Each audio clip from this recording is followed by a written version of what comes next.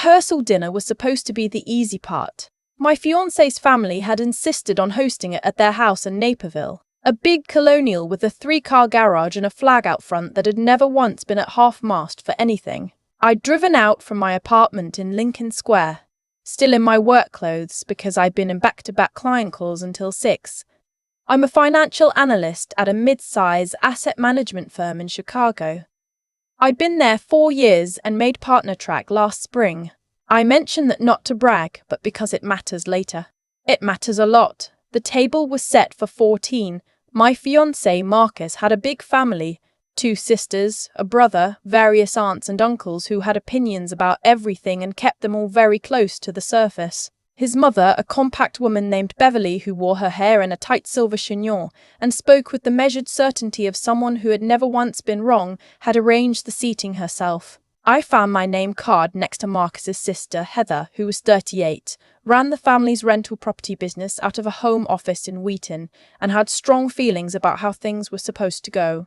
Marcus and I had been together 3 years. We met at a mutual friend's birthday party, bonded over a shared contempt for the DJ's playlist, and spent the next 6 months in that particular kind of falling that feels like nothing else. He was warm, funny, perceptive. He listened the way people don't anymore. I thought I knew him completely. The food was good. Beverly made her pot roast from scratch. Someone had opened a decent Cabernet. For the first 40 minutes, it felt like exactly what it was supposed to feel like, a family welcoming a new member in, a little awkward, a little loud, fundamentally kind. Then Heather set down her fork. She didn't stand up. She didn't tap a glass. She just let the table fall into one of those natural pauses and said, conversationally, as if she were commenting on the weather, "I've been thinking about how things will work after the wedding. With Marcus's schedule the way it is, it would make sense for you to take over the accounts." I looked up. "I'm sorry. The rental properties," she said, reaching for the breadbasket. "The bookkeeping. We use QuickBooks, but honestly, it's a mess. Mom's been doing most of it, but her eyesight isn't great anymore, and it would just be a natural transition. You're in finance, so it's not like it's a stretch." The table had gone very slightly quiet. Not silent. People were still reaching for things, refilling glasses, but the specific frequency of conversation had dropped. "I do institutional asset management," I said carefully. "It's a little different from property bookkeeping." "You know numbers, though." Heather smiled. It was a perfectly calibrated smile, the kind that dared you to take offense at something technically innocuous. "And honestly, it's not just the accounts. Mum's been managing the maintenance calls, the tenant communications, all of that. Once you and Marcus move into the Elmhurst house, it just makes sense geographically." I put my own fork down. "We haven't decided where we're living." Marcus mentioned Elmhurst. I looked at Marcus. He was looking at his plate. "The Elmhurst house is a rental property," I said. "One of yours?" "One of ours," Beverly said softly from the end of the table. Her tone was gentle, inclusive, the verbal equivalent of a hand on the shoulder. "Once your family, what's ours is yours. That's how we've always done things." There it was, wrapped in warmth, delivered with a smile, but I felt it land with the clarity of a bill slid across a table. What's ours is yours, and therefore what's yours is ours to direct. "What would Marcus be contributing to the property management?" I asked. The table went fully quiet this time, since it's his family's business. Heather's smile didn't waver. "Marcus works 60 hours a week. So do I. It's different. He's in a demanding..." "Heather." Marcus finally spoke, his voice tight. "Can we not do this tonight?" "I'm just being practical," she said, not looking at him, looking at me. "I'm trying to avoid confusion later. Better to be clear about expectations now." I picked up my wine glass, took a sip, set it back down very slowly. "I agree," I said. "Let's be clear. I won't be taking over the bookkeeping. I won't be handling tenant communications. I work full-time in the demanding field. If Marcus wants to take on responsibilities in his family's business, that's a conversation for him. But my time and my professional skills are mine." A chair scraped. Someone coughed. Beverly's expression didn't change exactly, but something behind her eyes rearranged itself. "Marcus drove me home that night. We didn't speak for the first 10 minutes on 290. Finally, he said, "She means well." I watched the highway lights slide past. Does she? That's how she is. She has a way of running things. I noticed. You don't have to do any of that stuff. She gets ahead of herself. He reached over and touched my hand. I'll talk to her. I looked at his profile. The man I'd said yes to 8 months ago in a restaurant in Logan Square, crying a little from happiness and a little from surprise. I wanted badly to believe him. Okay, I said. He didn't talk to her. I know he didn't because 2 days later, Beverly called me directly. She opened with pleasantries, asked about my drive back, asked about work, then, "I hope Heather didn't overwhelm you the other night. She gets enthusiastic. But I do want you to understand, sweetheart, that what she was describing, it's not an imposition. It's how you become part of us. The women in this family, we take care of things. It's not a burden, it's a bond." I sat in my car in the parking garage at work and listened to her explain my future to me for 7 minutes. When she was done, I said, "Thank you, Beverly," and hung up and stared at the concrete wall in front of me for a long time. That night, I opened a notes file on my laptop and typed one heading, "Things I need to look at." Marcus and I had been living separately, but we'd been talking about combining finances for the wedding. He'd suggested adding me to a joint account he already had, one that, he mentioned casually, Beverly also had view access to for the property business. I'd thought that was a temporary administrative thing. I hadn't pushed on it. I pulled up the account portal he'd given me access to, read through 6 months of transactions, saw regular transfers every 2 weeks to Heather. No memo, just H per usual. The amounts varied, 200 here, 400 there, once 1100. I added them up in my head. Then I called my friend Simone. Simone was my college roommate. She was also, and this is the part that mattered that night, a family law attorney in Chicago who had a particular specialty in financial disputes in domestic contexts. She answered on the second ring, heard the flatness in my voice, and said, "Talk." I talked. I told her about the dinner, Beverly's call, the transfers. I read her the account numbers. "Don't touch the joint account," she said immediately. "Don't transfer anything. Don't close anything. Don't put any more of your money in. Do you have a separate account his family has no access to? Yes. Keep it separate. Have you signed anything together? Property, loans, anything?" I hesitated. "We've been talking about buying a place. He found a condo in Oak Park. We toured it twice. He said he was going to talk to a mortgage broker. Did you give him anything in writing? Any funds transferred?" "No, not yet. We were going to do the application together next month." "Okay." I heard her exhale slowly. "Okay. Here's what I want you to do. Come to my office Thursday. Before you come, I want you to write down every financial conversation you've had in the last year. Every mention of joint accounts, property, family business, his income, everything." Simone. Is this bad? A pause. "I don't know yet. But it's not nothing. Come Thursday." I didn't sleep well that night. I lay in my apartment listening to the city outside, running through 3 years of memories and trying to identify the moment I should have seen this more clearly. The joint account suggestion had felt practical, not controlling. Beverly's attentiveness had felt like warmth, not management. Even Heather's dinner table speech had been framed as helpfulness. That's the thing about this kind of thing. It doesn't announce itself. It shows up dressed as love, dressed as tradition, dressed as family. I met with Simone on Thursday. She had printed out a 2-page legal pad of notes by the time I arrived. "So here's what I see," she said, leaning forward on her desk. "None of this is criminal yet. But there's a pattern here that I want you to understand before you marry into it, because once you're legally tied to it, the options shrink considerably." She walked me through it. The joint account wasn't just a convenience. If I added my direct deposit to it, and Beverly had view access, that was my income available for scrutiny and direction. The Amherst rental property that Heather had described as our potential home was owned by an LLC. Marcus was a member, but so was Beverly, and so was Heather. If Marcus and I lived there without a formal lease, I'd have no tenant rights and no legal claim. And the transfers to Heather, per usual, suggested a pattern of informal obligation that predated our relationship. Here's the question you need to ask him, Simone said. Not about his mother or his sister. About him. Does he see any of this as a problem? Or does he think this is just how families work? I asked him that Friday night. We were at my apartment. I had made dinner, something I did maybe twice a month, and he knew it meant I wanted to talk.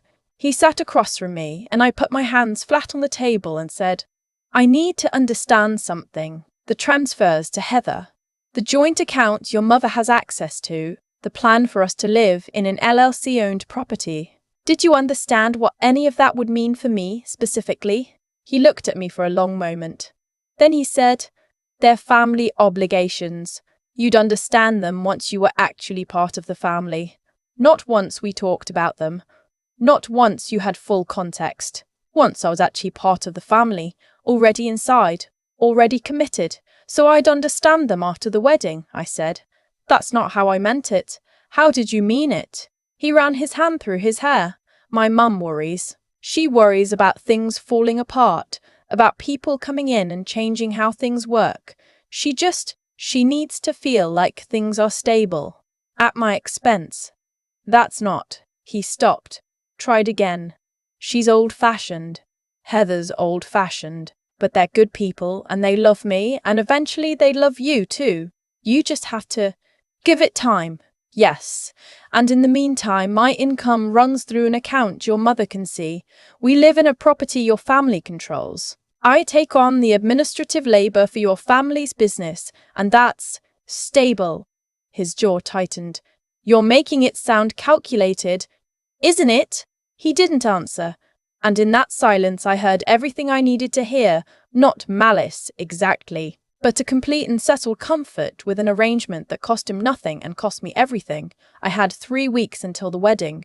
I called Simone the next morning. I need to understand my options, I said. And I need to move quickly. What are you thinking?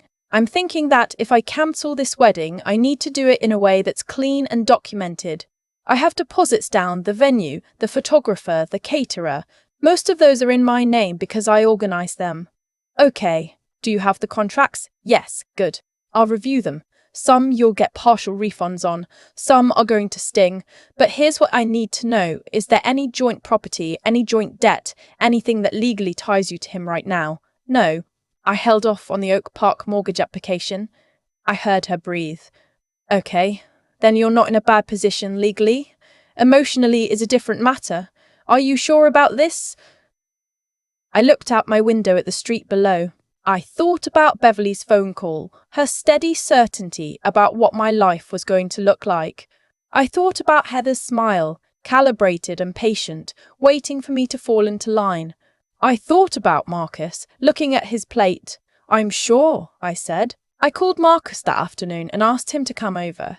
He arrived looking cautious. Maybe he'd sensed it coming, or maybe he'd just been waiting for the conversation to resolve itself in his direction. I said, I'm calling off the wedding. He stared at me. What? I've thought about this carefully. I've talked to a lawyer. I want to be clear that this is a decision I'm making with full information, not in a moment of anger. A lawyer?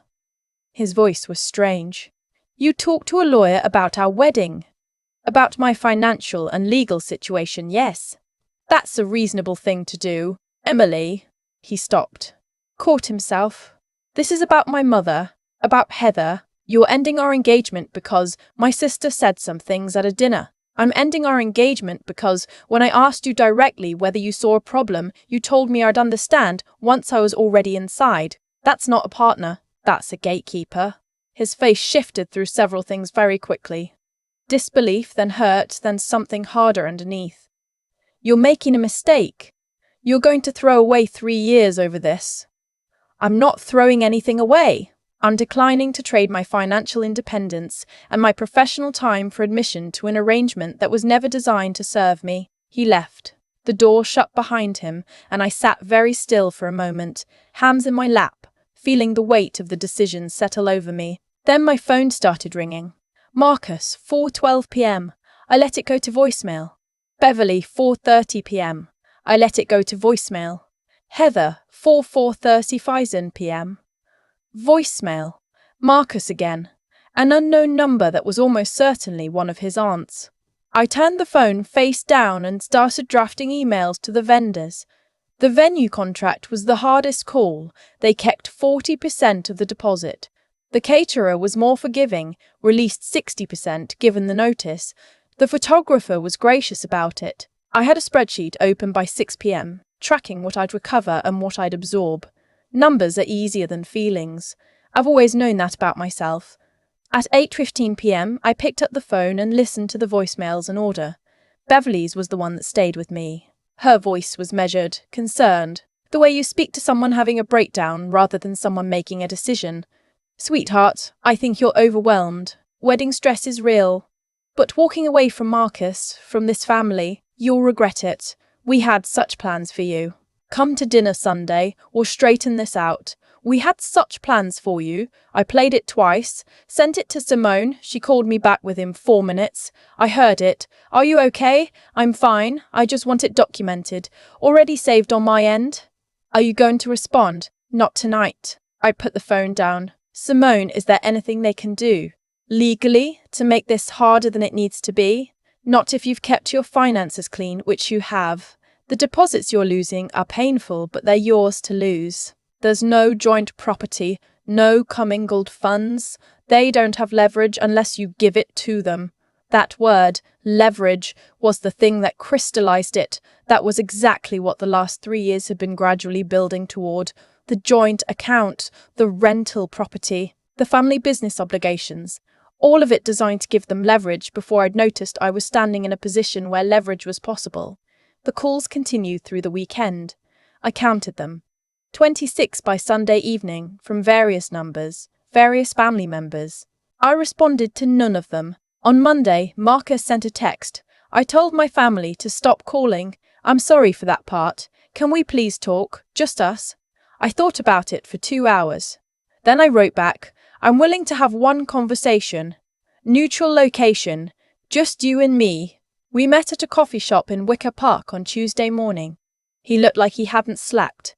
He held his cup with both hands and said, very quietly, tell me what I could have said Friday that would have changed this. It was the right question.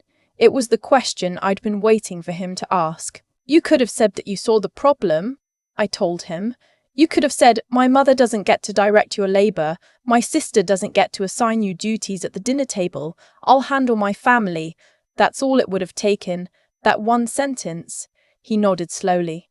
He looked genuinely broken open, which was almost harder to sit across from than if he'd been angry. I don't know how to do that, he said finally. I know that's not good enough.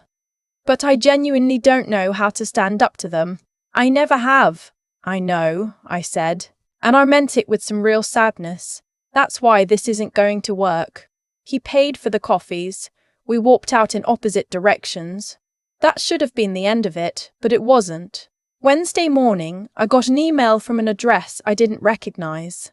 The subject line was, you should know this. The sender said they worked in the same industry as Marcus and had been watching the situation unfold.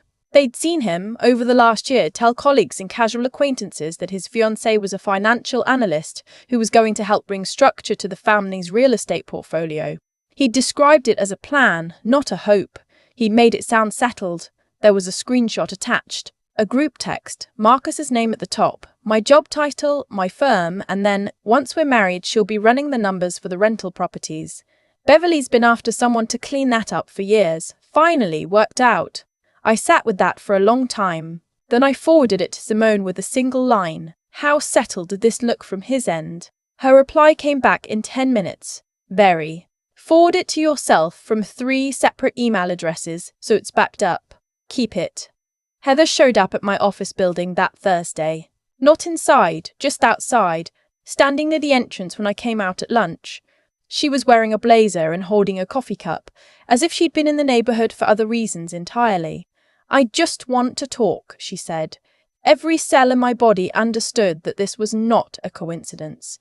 This isn't appropriate, I said. If you have something to say, you can email Simone Klein. She's handling my affairs. Heather's expression shifted. The calibrated friendliness dropped, and underneath it was something much harder. You're not in a position to be this difficult, she said, her voice going low. My family has connections in this city, in your industry. You want to make enemies of us over a what? I said. Over a reasonable question about what my life was going to look like. Over wounded pride. She stepped closer. My mother has a relationship with two people on your firm's investment committee. I'd think about that before you keep pushing. I looked at her very steadily. I'm going to walk away now. If you contact me again directly, I will involve my attorney and, if necessary, building security. We're done here. I walked back inside. My hands were completely steady. I didn't know where the steadiness came from. Somewhere below the fear, I think, where the anger lived. I called Simone from the elevator. She answered on the first ring. Heather just made a professional threat, I said. Outside my office. I didn't have a recording. Tell me exactly what she said. I recited it word for word. Okay, Simone said. Do not engage with her again. I'm sending a letter today to Marcus, to Beverly, and to Heather. Cease contact. If Heather or anyone in that family makes contact with your employer directly, we sue for tortious interference. And tomorrow I want you to send a brief professional note to your HR department documenting this conversation proactively. Get ahead of any potential call. Is that necessary? Yes. You're not wrong and you're not crazy, but they're going to try to make you look like both of those things. Protect yourself before they get there. I wrote the HR note that night, kept it factual, kept it calm, explained that I had recently ended an engagement and that I had reason to believe a family member of my former fiancé might attempt to interfere professionally. HR acknowledged it the next morning and noted in my file. 3 days later, Beverly called my direct work line. My assistant fielded it, noted the name, forwarded the message to me. Beverly had described herself as a longtime friend of the family and asked me to call her back at my earliest convenience. I forwarded the call log to Simone, sent Beverly's number directly to voicemail on every device I owned. The cease and desist letter went out. Marcus called me that evening once. I didn't answer. He left a voicemail that was quiet and sad and a little angry, and finally just said, I hope you know you burned this down. I hope it was worth it. I listened to it once. Deleted it. Then I did something I hadn't planned. I opened a document and started writing down everything. The dinner, the phone call, the joint account, the transfers, Beverly's voicemail, the screenshot, Heather outside my building.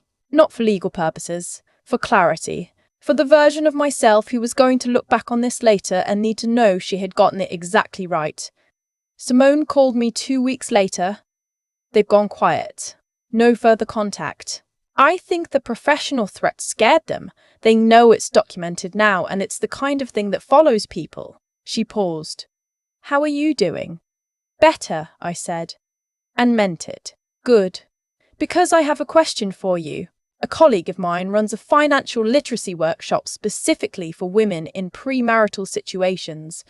Prenup education, understanding joint assets, knowing your rights before you sign anything. She's looking for someone from the finance side to come speak. Young, credible, personal experience preferred. I told her about you.